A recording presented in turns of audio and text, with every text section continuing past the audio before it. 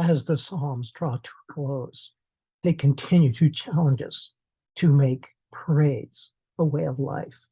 The beginning of Psalm 146, in one sense, responds to the end of Psalm 145. So many of the ideas, so many of the words of praise and reflection in Psalm 146 draw upon such expressions previously spoken of in the Psalms, which draw upon situations spoken of in previous scripture, as well as look forward to fulfillment in New Testament scripture. So on the right-hand side, you will see arrows pointing toward the right, which indicates that the ideas expressed in the psalm at that point have been said in earlier psalms, or at least are drawing upon the same ideas. And the arrows which express to scripture previous to the Psalms, for example, the Old Testament history passages, the Old Testament law passages, these ideas were earlier spoken of in those passages, and the psalm writers, David included, have picked up upon their truths. And also these ideas, these expressions of praise and worship and thanksgiving and petition and confession, they look forward to and anticipate proclamations that are spoken of in the prophets.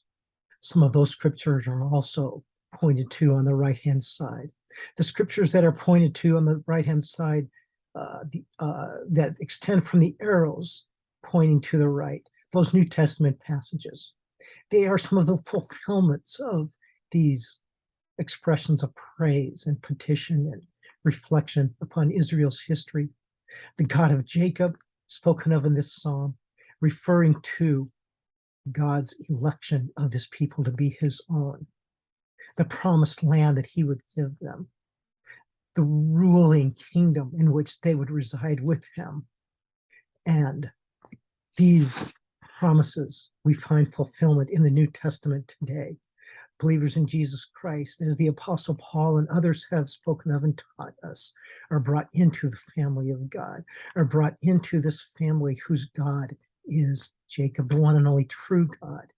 Jesus Christ himself referred to the God of Jacob in Matthew, as shown in chapter 22. And this expression is found earlier throughout the scriptures in the Old Testament. And you can see not only in the Psalms, but I have not even placed this expression in the scriptures of the law and the prophets themselves. But this God of Jacob is the same God today, the one and only true God, the maker of heaven and earth, as the psalm writer here expresses.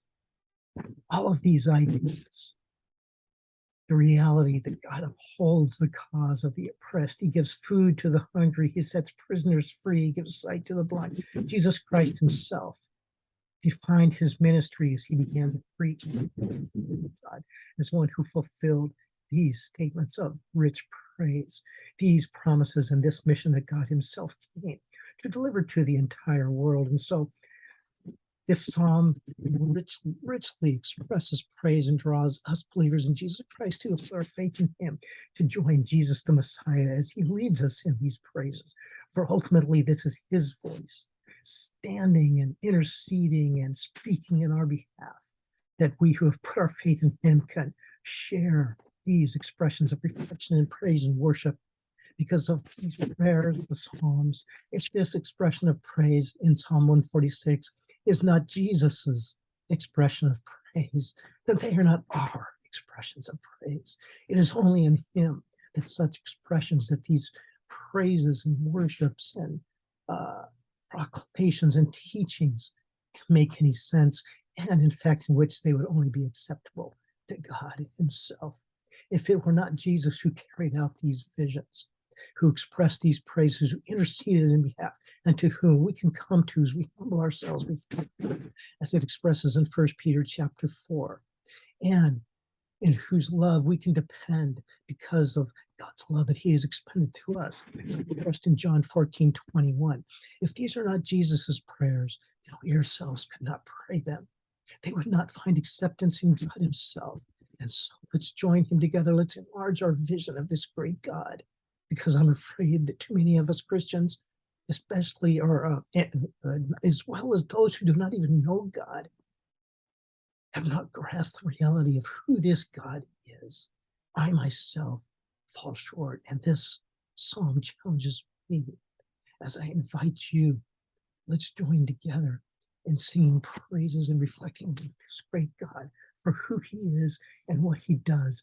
And let's heed the warning as implied here in Psalm 146, stated more explicitly in Jeremiah 17, that we should not put our trust in men, in the political leaders, in the governmental officials, in anybody and everybody who proclaim that they can save the world, that they can make America great, that they could bring us back to our roots of what truly is morality or goodness or peace or comfort or stability.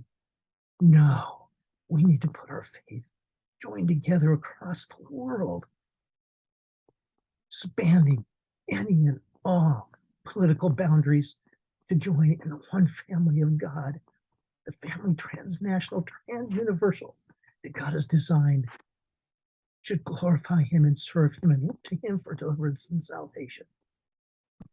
Together.